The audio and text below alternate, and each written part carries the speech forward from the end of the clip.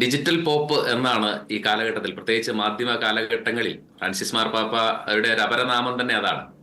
അപ്പോൾ അദ്ദേഹത്തിന്റെ ഈ ഒരു വലിയ സ്വീകാര്യതയുടെ പിറകിൽ ഈ കാലഘട്ടത്തിന്റെ മാധ്യമങ്ങൾ അദ്ദേഹം നന്നായി സുവിശേഷ പ്രഘോഷണത്തിന് വേണ്ടി ഉപയോഗിച്ചു. മാർപ്പാപ്പയുടെ ഒരു വിഷൻ തന്നെ അതാണ്, ഈ മാധ്യമങ്ങളെ സുവിശേഷം പങ്കുവയ്ക്കാനായിട്ട് ഉപയോഗിക്കുക.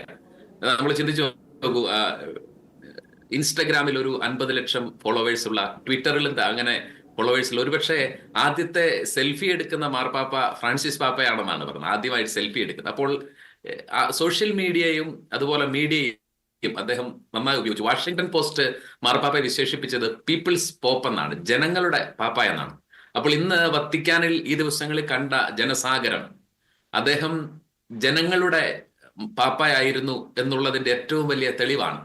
ചേരിയിലൂടെ സാധാരണക്കാരന്റെ ഇടയിലൂടെ നടന്നു വന്ന് കോൺക്ലേവിലേക്ക് കയറുകയും അതുപോലെ സാധാരണ മനുഷ്യർ താമസിക്കുന്ന കാസ സാന്താ മാർത്ത എന്ന് പറയുന്ന ഹോട്ടലിൽ താമസിക്കുകയും എപ്പോഴും മനുഷ്യരുടെ ഗന്ധമുള്ള ആളുകൾ, അദ്ദേഹം വൈദികരോടും ഒക്കെ നിരന്തരം പറഞ്ഞുകൊണ്ടിരുന്നത് അജഗണങ്ങളുടെ ഗന്ധമുണ്ടാവണം നിങ്ങൾ ഇടയന്മാർക്കെന്നാണല്ലോ. തീർച്ചയായിട്ടും ആ ഒരു ഗന്ധം, മനുഷ്യരുടെ മണമുണ്ടായിരുന്നത് കൊണ്ടാണ് അദ്ദേഹത്തെ മനുഷ്യർ തിരിച്ചറിയുകയും ഈ ഒരു വലിയ ഉപചാരം അർപ്പിക്കുന്നതിന് വേണ്ടിയിട്ട് വത്തിക്കാനിൽ ഇത്രമേൽ ഒരു നിബിഡമാവാനുള്ള പ്രധാനപ്പെട്ട കാരണവും അതുതന്നെയാണ്.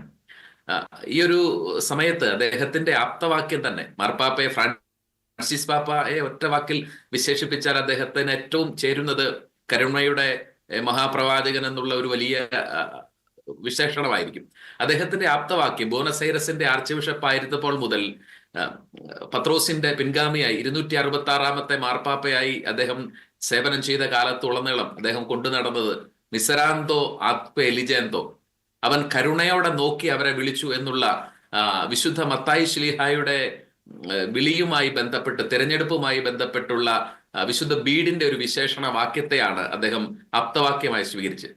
അതുകൊണ്ട് തന്നെ എനിക്ക് തോന്നുന്നത് റോബിൻ, ഈ ഇത്രയുമേൽ ആളുകൾ ഫ്രാൻസിസ് പാപ്പായിലേക്ക് ആകർഷിക്കപ്പെടാനുള്ള കാരണം അദ്ദേഹത്തെ ദൈവം നോക്കിയതുപോലെ തന്നെ ഫ്രാൻസിസ് മാർപ്പാപ്പയും മനുഷ്യരെ കരുണയോടെ നോക്കുകയും തൻ്റെ അടുത്തേക്ക് വിളിക്കുകയും ചെയ്തു.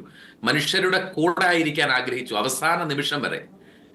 ജനങ്ങളിൽ നിന്ന് അകന്നു നിൽക്കണമെന്നുള്ള കർശനമായ മെഡിക്കൽ വാർണിങ്ങുകൾ അദ്ദേഹത്തിന് ഉണ്ടായിരുന്നിട്ടും ജീവിതത്തിന്റെ അവസാന ദിവസം ചെയ്ത പ്രവൃത്തി ഒരു ജനക്കൂട്ടത്തിലേക്ക് ഇറങ്ങുകയും ലോകത്തെ ആശീർവദിക്കുകയും ഉയർപ്പിന്റെ സന്തോഷം കൊടുക്കുകയും എന്നുള്ളതാണല്ലോ. അപ്പോൾ ജനകീയനായ ഒരു മാർപ്പാപ്പയ്ക്ക് അദ്ദേഹത്തെ സ്നേഹിച്ചിരുന്ന ആളുകളുടെ ഒരു സ്നേഹോപചാരം എന്നാണ് നമുക്ക് ശരിക്കും ഈ ഒരു ജനക്കൂട്ടത്തെയും ജനനിബിഡമായ വത്തിക്കാന്റെ പരിസരങ്ങളെയും ഒക്കെ നമുക്ക് നോക്കിക്കാണുമ്പോൾ മനസ്സിലാക്കാൻ പറ്റും.